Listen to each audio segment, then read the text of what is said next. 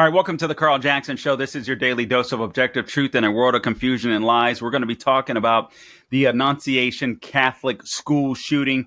I'm a little baffled because what I constantly see on TV and sometimes even radio amongst those that are on the left and even some that are probably more moderate Republicans, it always becomes an issue of gun control when these mass shootings hit. But the funny thing to me is that isn't the case when you have a bunch of minorities that are being slaughtered in Democratic strongholds and in urban neighborhoods. It seems to me there's an issue with some of these trans people that are seemingly being weaponized due to the rhetoric on the left.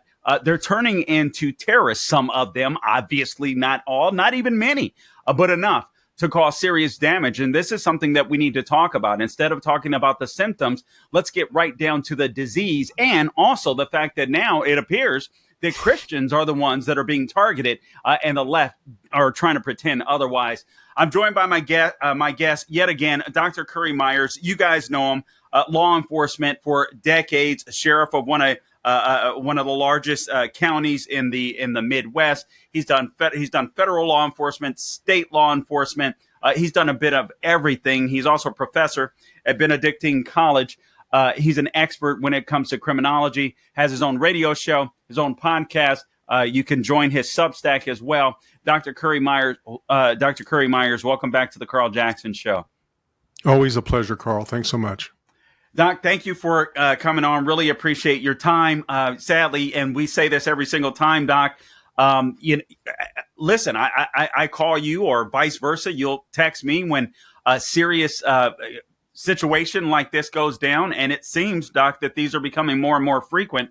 But I want to hit you with some straightforward questions. Obviously, we want to learn how parents, perhaps teachers and whatnot can protect some of these schools and churches better. But I also want to make mention of this, and I want to get your take right away, because one of the things that upsets me, Doc, right away, you have some people on the left. Right away, the issue is gun control. And I feel like that's a symptomatic issue. I don't feel like that's the disease that we're after. What's your take on that? Is this a case where there should have been more gun control or restrictions when it comes to the shooter in Minneapolis? Well, that would be akin to blaming a car for a vehicular homicide. You blame the person for it. I mean, I'll give you an example, Carl. We just unfortunately had a Kansas City police officer purposely run over by somebody this weekend, and he passed away. Oh, I'm sorry. It's naturally a tragedy, and that county has had two just in the last 25 days. They've had two officers that have been killed in the line of duty. But you don't hear people say, well, it's the car's fault. That person purposely drove into that officer to run him over. Gun crimes are akin. It's the weapon is a mere instrument or tool, if you will, in order to facilitate whatever damage they want to do. It has nothing to. It doesn't operate on its own. And so this goes back to and I've written about this often on my Substack and opined on it, but it's one of those things where gun control never works. And the reason it never works, the reason it never works is because bad guys don't pay attention to laws. They never have, they never will. And that's not going to be a deterrent for anybody who wants to commit a crime. Every school shooting that has occurred on a piece of property that says this is a gun-free zone. Every school shooting that happens at, because there's a sign posted saying this is a gun-free zone. And if you look at the writings and research of Dr. John Lott, who's a friend of mine, who I respect dearly, he wrote the book More Guns, Less Crime. I don't know if you're familiar with that book. Yes, we have Dr. John Lott on frequently, actually. Yeah, and so John did an excellent job. As a matter of fact, he did that research on to try to actually prove that there possibly guns are at fault. And in his research, he found out it's not, because what people do in fact is that where you can have a gun to protect yourself, those locations actually become more dangerous because there's nobody to have focused deterrence against them except police. And police do a wonderful job. I enjoyed being in my career, but sometimes we can't be the first responder. Sure. Sometimes it's somebody there, and there's many cases, many cases that have occurred across the United States where the first people that did the offensive action, when I say offense, I mean in defense against the shooter, but they took offense because they had a concealed carry on them and were able to take out the shooter, and that was done by civilians who just happened to be armed. There's no evidence to support that gun control reduces crime. It doesn't exist. We have enough laws on the books, quite frankly. We just need to enforce those laws. And I think the ones that we should do is if you're a felon in possession, that's an example or if you're committing a crime in the commission of a felony and you're carrying a weapon. I believe the new U.S. attorney in Washington, D.C., who is a Fox commentary, Judge Janine. Judge Janine, yeah. Judge Janine actually just said that they're not going to prosecute cases of people that have concealed weapons that aren't doing anything wrong, but they're going to go after people if they're committing a serious misdemeanor or a felony, and they're going to go after them with actual possession in control of a weapon while committing a crime. And that's the way it should be. Instead of just, picking up people that may be possessing a weapon that have no intent to use it. So those kinds of laws don't work. It goes back to the true reason. If we want to really cut to the chase, the true reason is a mental health issue. That is absolutely the true reason. If you want to look at the statistics, which I always try to do before I do any writing research, I try to look at the true data. And when I say true data, there's many times that people cherry pick statistics and it drives me crazy. Sure. But I try to look at the overall true data in everything that I do. And if you look at that, 91%, Carl, 91% showed observable psychological, behavioral, or developmental symptoms previous to the attack. 91%. These are documented.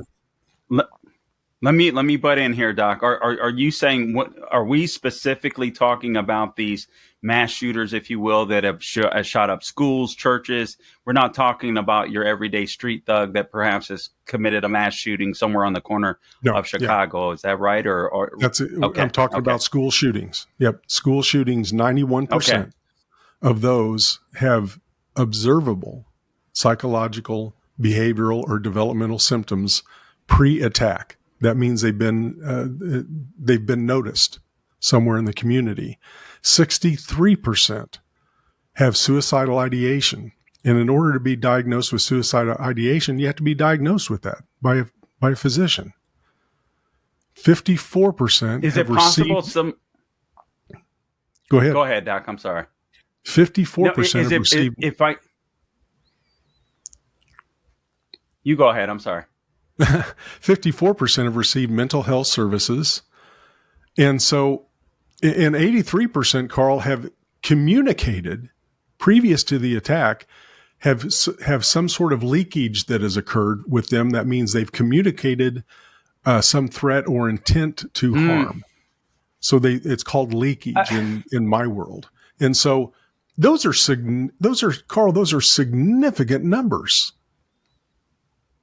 And yet we don't do anything because we have laws on the books that law enforcement can't talk to mental health practitioners. Schools can't talk to anybody. Nobody's looking at this stuff. And on top of it, and I know I've said this before, but we live in a world today where our mental health practitioners have decided somehow we changed our methodology a decade or two ago, and we decided to be more of an embracing people's troubles and issues instead of treating. So we've been enablers as opposed to treatment.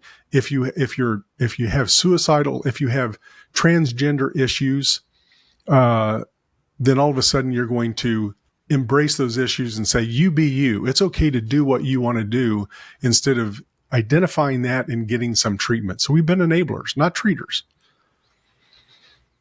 And Doc, that's where we have just 50 seconds left in this block, and so that's where I want to pick up at after the break, because obviously with this latest murderer, this terrorist, this domestic terrorist that shot up these children at Annunciation Catholic School in Minneapolis. I mean, this is just insane. This was a person. When we get back, I want to read some of the things that this young man, wrote inside of his journal. It's almost as if he was stuck between two worlds. It's obvious that he's crazy. It's also obvious that he's evil. But there's something else going on that I want to talk to you about, and it deals specifically with what you just mentioned, Doc, when it comes to this trans issue and these people that are being told they're A-OK when they're not.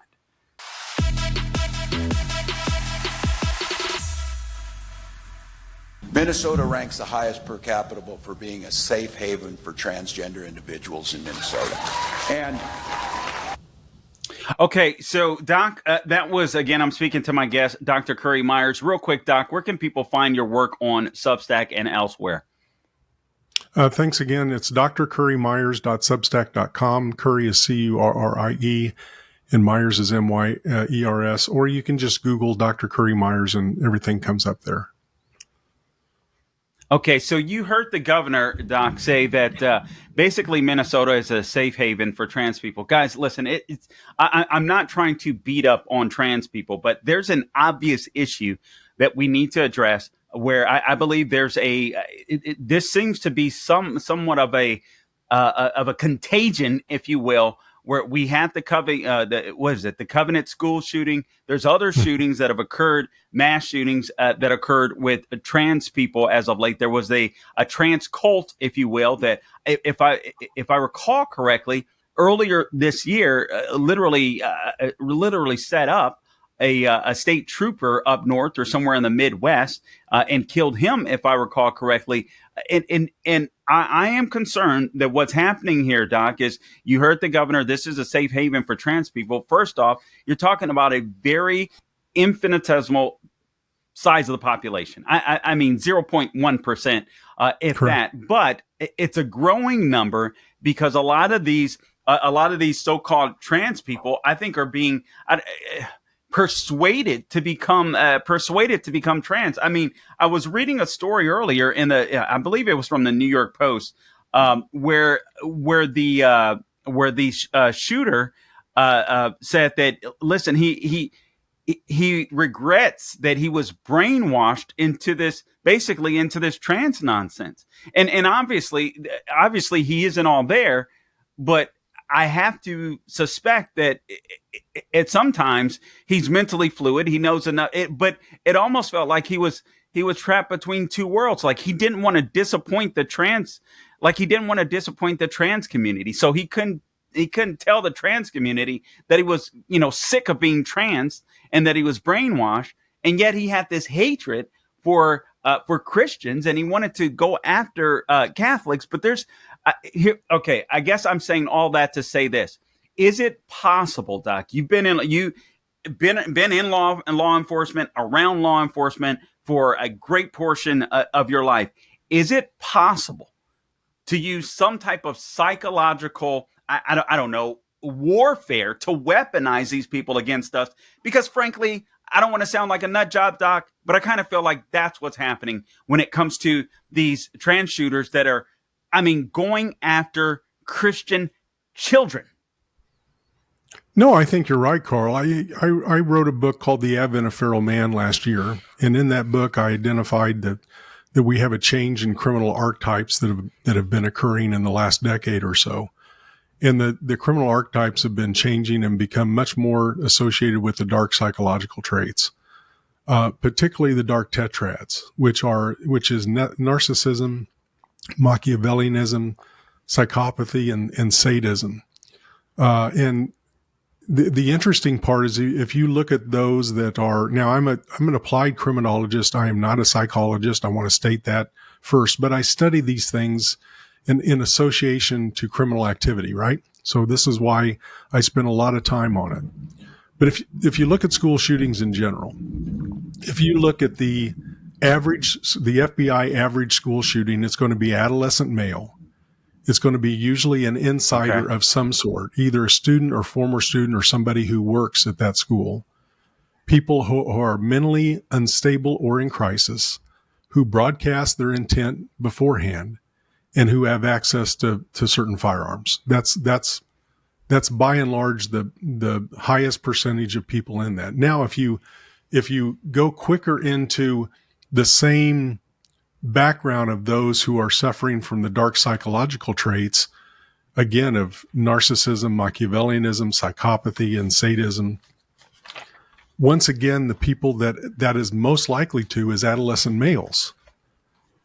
And usually people that have some sort of mental illness or have unstable, or they're unstable in their homes. You've heard me talk before about the three most important pillars of society is faith, family, and formation. And the reason why these things are the three most important pillars of society is if we don't have a faith life in our lives, we're not connected to serving something greater than ourselves. And we begin to treat people like they're chattel. We're not viewing people as we should. Family. If we don't have a family connection, if we don't are involved in our family, if we don't have parents and we have a mom and a dad in our lives, it makes it quite difficult to be successful. It's not that you can't be successful, because there's many people that overcome that adversity. But at the same time, if we're talking about the perfect world, having a mom and dad, and a positive mom and dad in your life, is extremely important. And the importance of a male role model is extremely important, especially with young adolescents. And so we live in a world right now where we have high fatherlessness rates and we have high divorce rates. And then you couple that with formation. And I'm not talking about just a formal education, although that's important, but true formation is how you treat people, the civics, how you treat the opposite sex. All of these things are important formative information that must be done in certain time in your development, child development, that if you don't get, you're going to start acting feral or wild in your approach to the world. This can be put on the fast track if you have social contagions. And you mentioned that. The importance now of understanding that we have significant social contagions in this world, and the best ways to advance social contagions is through social media, the internet, or with mobs that you work with. And we live in a culture today where we have all of this right at our disposal. The youth has everything, the connectivity and everything, that they can go dark and deep and be sucked away into into a whole nother world just by looking at the computer screen that you and I are looking at right now. And if you don't have formation, if you don't have a father figure, if you don't have somebody in your lives that's pulling you back and giving you something to do, it's nothing good is going to happen as a result of it, Carl. Let me ask this, Doc, because you going back to the issue of family. I'm not sure where this shooter's father was.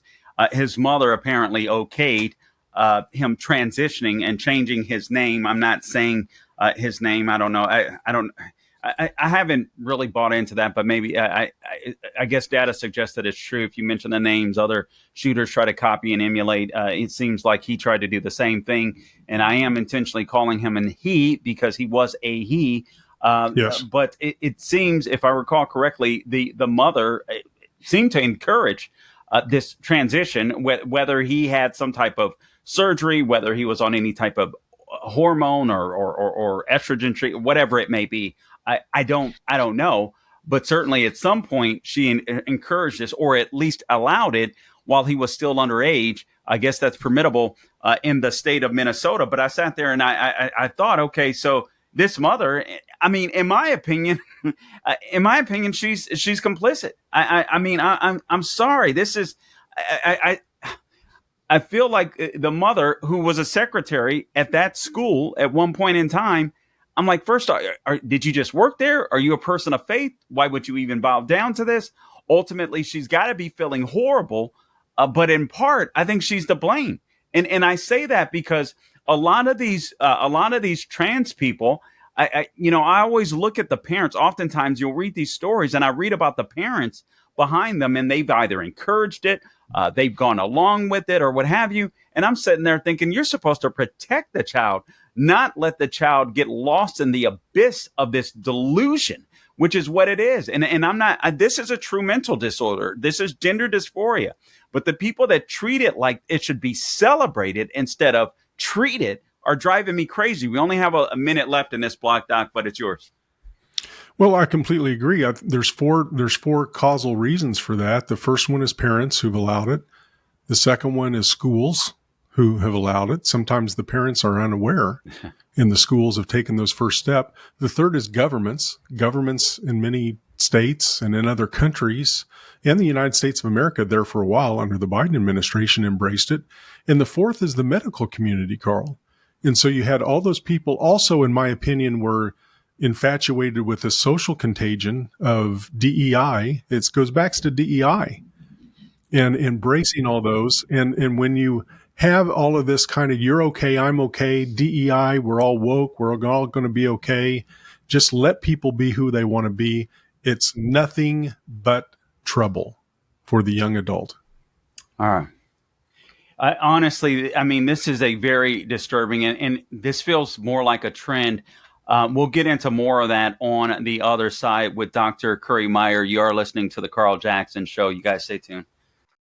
Hey guys, Carl Jackson here for MyPillow. A major retail chain just canceled a massive order, leaving MyPillow with an overstock of classic MyPillows. Now it's your gain. For a limited time, MyPillow is offering their entire classic collection at true wholesale prices. You get the standard MyPillow for just $17.98. If you want more, upgrade to queen size for only $22.98 or king size for $24.98. Snag body pillows for just $29.98. And versatile multi-use pillows for just $9.98. All you have to do is go to mypillow.com, use the promo code Carl, that is CARL, or call 800-858-0263. All right. Plus, when you order totals of $75 or more, you'll receive $100 in free digital gifts, no strings attached. That's right. Premium pillows at unbeatable prices and bonus gifts to top it all off. Don't wait. Head to mypillow.com right now or call 800-858-0263. And don't forget to use the promo code Carl, CARL, to grab your standard MyPillow for just $17.98. That is insane. Can't beat that with a bat.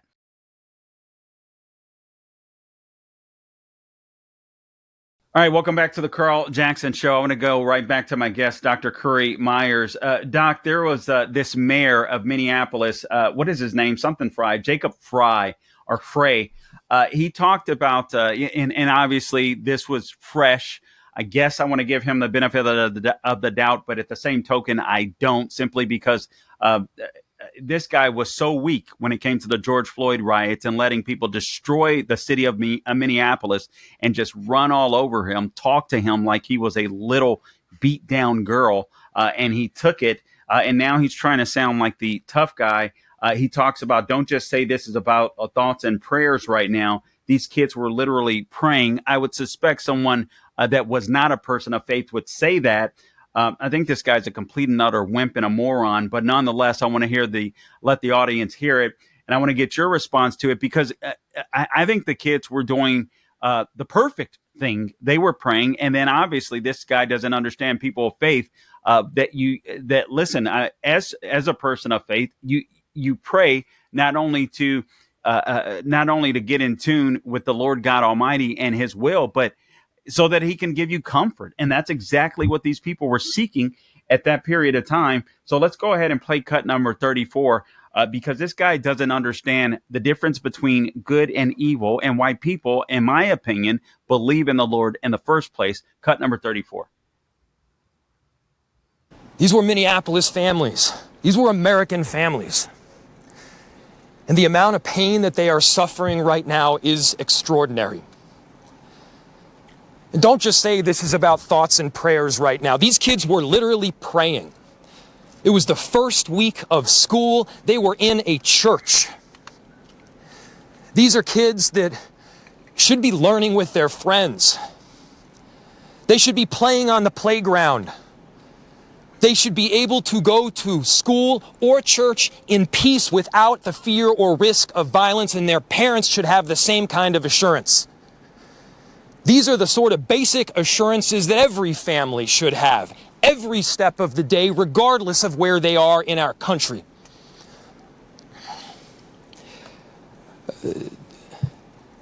I'm so deeply saddened, and I'm so sorry to the families that I know are suffering right now. Okay. I mean, I just feel like that is so disrespectful, frankly, towards people of faith. I realize, I guess, at that time he was emotional, but I wouldn't put it past him that he was trying to be political and exploit the situation at that time as well. And it astounds me, Doc, because it's amazing to me. I made mention of this earlier. I don't hear these calls and all this frustration when it comes to the shootings that occur in many of these blue cities across the country, including in Minneapolis, which has turned into a complete crap hole. I don't hear cries about gun violence and all this type of hysterics from mayors like this. When you have people in these urban communities that are being slaughtered or that are being robbed and raped and God knows what, it's kind of weird. I can't believe we elect these empty suits. I mean, it just drives me insane that we have this kind of leadership in cities across America. Christians, the way we console each other and the way we console ourselves is turn to God first and foremost. And when we offer our prayers, we mean it. It's not some word that we just say. We're actually bowing our head and saying a prayer for those folks in that time. And we offer our prayers because we're actually saying them, and we want people to know it. This is a political, it's grifter 101. I think he's trying to insinuate that we should be doing something about it, not prayer. We should be fighting it with gun control. Right. That's the way I take it, is he's grifting you're right. setting up, an argument that, this isn't about prayer, it's about action, and we need to take action, and the gun's the evil person, not the people who've actually committed the crimes. And that's what's truly, terrifying. And this is where the government is that one of those foundational areas that have been basically emboldening people to commit criminality. And when they do commit criminality, then they also pull out the victim card. So anybody who does commit a criminal act becomes a victim. The victims are no longer victims. The victims are the people who commit the crimes. And the gun, isn't that the truth? The gun, or the knife, or whatever, has become the evil.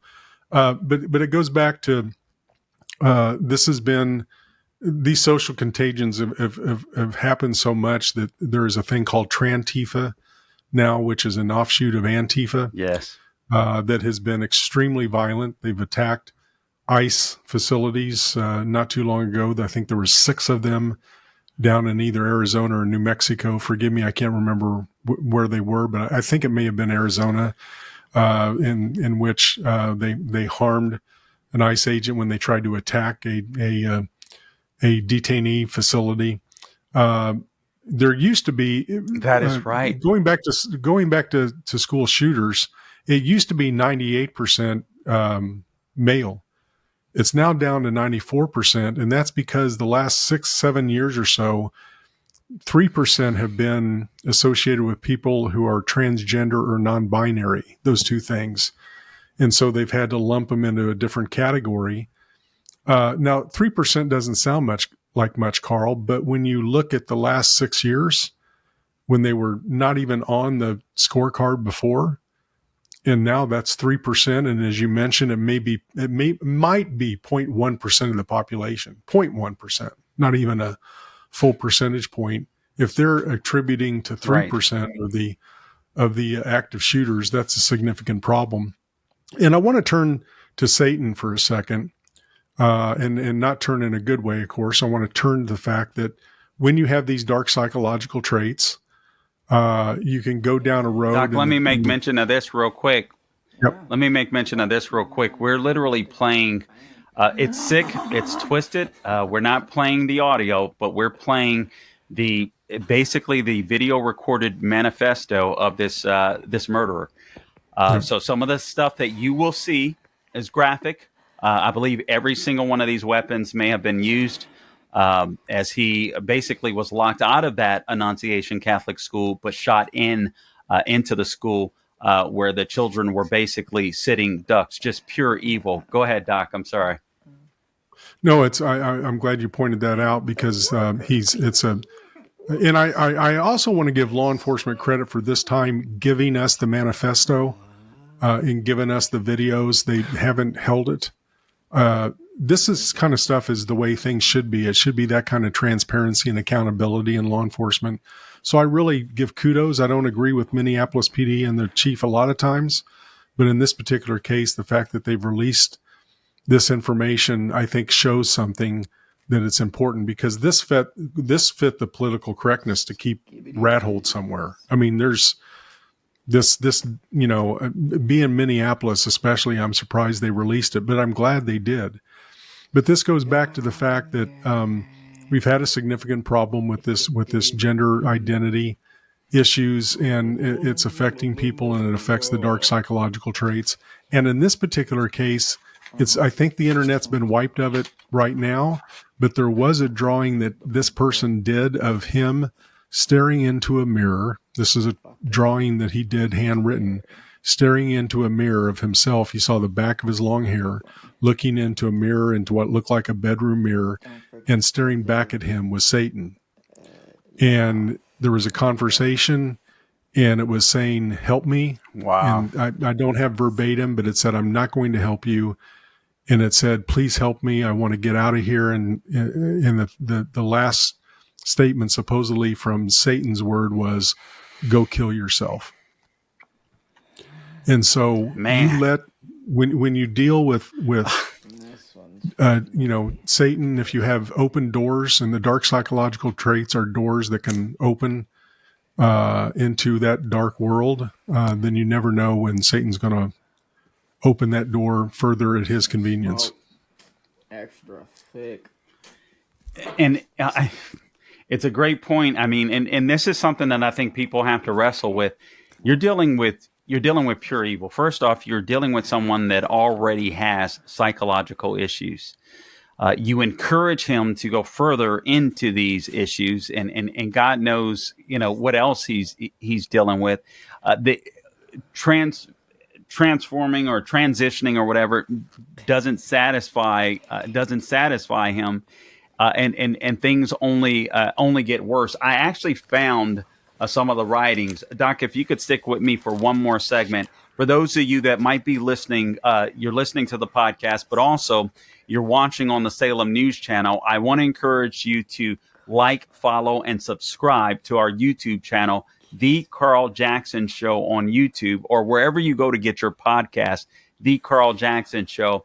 And you can listen in to the rest of the interview with Dr. Currie Myers, because we've still got more questions that I'd like him to answer. So we'll do another segment that'll be available for those of you that subscribe to the YouTube channel or to the podcast, The Carl Jackson Show, wherever you go to get your podcasts. Until next time, for the rest of you, don't grow weary doing good.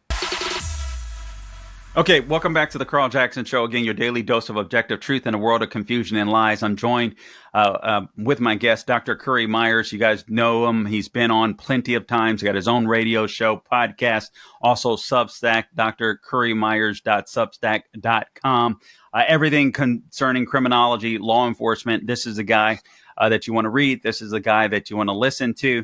I can't believe that he has such a calm demeanor when he's been in some of I mean, he's experienced some of the darkest stuff in his career, obviously, and this is why we have him on, because sadly, crimes like this, I think, sadly, are going to continue to occur. And you've got a lot of people out there, unfortunately, both on the right and the left, and they're talking about symptoms. They're talking about gun control, and how do we stop the mass shootings? It baffles me that these conversations never come up when you have people that are being slaughtered every weekend in Chicago or Camden, New Jersey, or Los Angeles or New York City or St. Louis.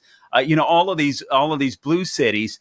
Even blue cities within red states, Democrats will often try to say, well, listen, look at all of these, or New Orleans, look at all these cities that are in red states where the crime is so high, the violence, the murder rates are so high. And I'm like, yeah, they're all cities that happen to be in red states that are ran by Democrats. I mean, come on. But it baffles me. As soon as shootings like this occur, the left and even some Republicans that are apparently scared to fight for Second Amendment rights immediately go to gun control, and we don't talk about the real disease. And for one, we're poisoning the minds of children with this trans nonsense, and I feel bad for anyone that suffers with genuine gender dysphoria. But we know, especially after COVID, a lot of kids have been encouraged to go this route. Some of the drugs that they take, I mean, these drugs can be dangerous. They could make them even more delusional. They can make them have, suicidal ideations or murderous ideations. This happens with these types of drugs. Doc, there was another shooting at another Catholic school as well that occurred on August 27th. So I'm just wondering, maybe this is the same guy, Crystal Ray Jesuit High School in Minneapolis. We don't have a shooter there. Do you suspect this is the same guy? I don't know much about that. There was no arrest of the shooter. I didn't either, frankly, until this one occurred. Yeah. But let me just share this with you. I didn't know about it. No, Doc. Listen, this caught me off guard too. So let me just inform the audience real quick. There was a shooting that occurred on August 27th. That occurred the previous afternoon at nearby Crystal Ray Jesuit High School in Minneapolis, in what officials believe was a targeted shooting. The shooter killed one person and injured 6 others among a group of adults who were hanging out near the school. At least one of the adults was targeted, and officials did not mention if anyone from the school was involved in the shooting. So this was just one day before the Annunciation Catholic school shooting. So obviously I'm speculating, but I mean, I don't know. Just one day before Crystal Ray Jesuit High School in Minneapolis. So perhaps these are tied together, perhaps they're not. But nonetheless, Doc, let me get back to this issue when it comes to evil. And how do we protect our schools?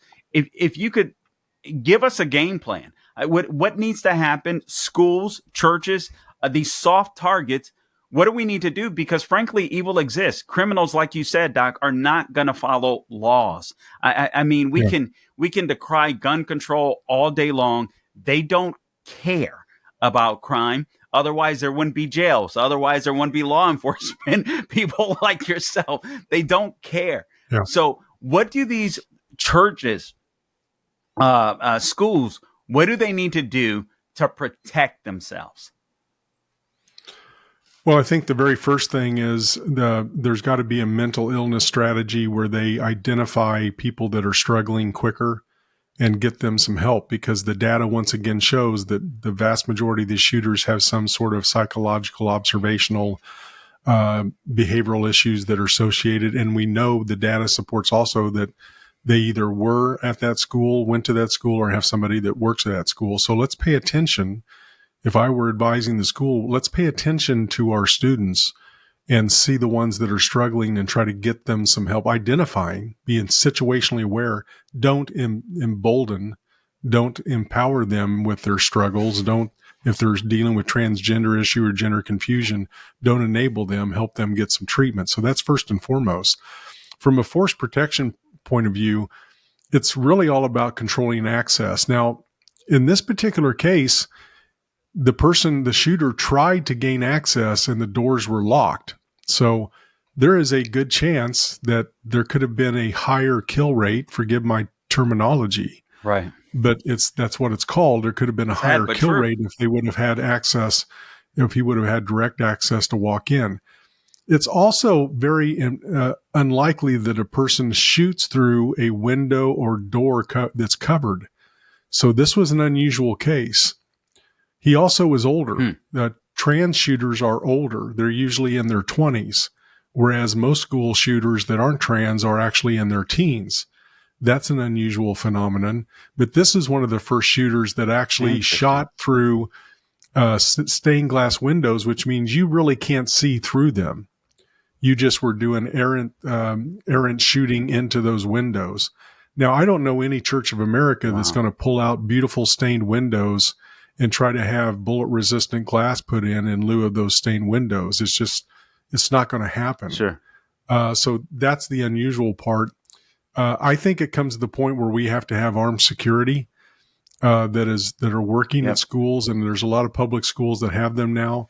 But private schools and Christian, Catholic, many Jewish schools have them now because there's been significant threats against them. But I think Catholic schools and Christian schools at some point are going to have to understand that they're going to have some armed personnel. But when it comes to access control, have a single reinforced entry point, have bullet-resistant glazing vestibules. This was the problem with the Nashville case, Carl, is that shooter was able to shoot his way in to the shooter. I guess it was actually a her pretending to transgendering to a male. But that person used their gun to gain access by shooting through a man-trap door, two labels, but it wasn't bullet resistant. I make the argument if that would have been bullet resistant film, she probably would have been caught in the act of trying to shoot through those doors at that time, because Nashville had a 2-minute response time. And it probably would have taken at least a minute to be able to defeat the bullet resistant glass. It's not bulletproof, but it's bullet resistance, and they may have been able to catch her in that man trap. A lot of schools don't have bullet resistant on their glass in order to mitigate entry. And then the other thing is unfortunately, most times it's human error. We prop doors, we leave them open for ease. We go out to the playground, we forget our keys, so we prop open a door. Every shooter that we've known has cased the place in advance. And the casing means that they've done surveillance, they've looked, sometimes they pick the location based on ease and what they think is going to be an easy opportunity for them. If you harden the facility, if you have manpower, if you protect from the outside in through access control, then you're going to more than likely either mitigate that shooting or not have it happen at your place completely, or reduce the potential body count if somebody does decide to come in. Okay, so we just have 2 minutes left. So obviously, bullet resistant doors or windows, glass, if you will. I think the other, some of the other things, Carl, is lighting. Appropriate lighting is extremely important. Okay. There's many people that don't take time to replace lighting when it goes down. Bad guys don't like lighting, especially in hours. The other thing is most active shooters occur within a 2-hour window of the school opening. They do occur sometimes at lunch and sometimes in the afternoon, but the vast majority of school shootings have occurred within a 2-hour window of opening the school. So I make the argument, if I'm advising clients on these issues, that they have to be very situationally aware in the first couple of hours of opening. And there's many shooters that attack from the outside first before they come in. So stationing people on the outside to make sure that they see things coming. And then the other thing is training people on situational awareness. We get used to not paying attention to our surroundings as humans, and that's one thing that we need to refocus on. In Israel, you don't have that problem. Everybody in Israel is situationally aware. Yeah, and obviously they have to be in the region in which they live. But listen, in the times in which we live, guys, I'm sorry, evil exists. We can sit here and we can pretend all day that the solution is more gun control. They have plenty of gun control measures in Minneapolis. They have gun control measures in a lot of these democratic cities, and criminals don't care about laws. Otherwise, they wouldn't be criminals. And evil exists. Evil exists. And sadly, I believe a lot of these people, a lot of these trans shooters, I think they've been weaponized against the right, because you've had rhetoric from politicians like Tim Walz and others that we're committing genocide, or we want to, against these people. Guys, I appreciate you tuning in. Thank you, Dr. Currie Myers. Until next time, don't grow weary.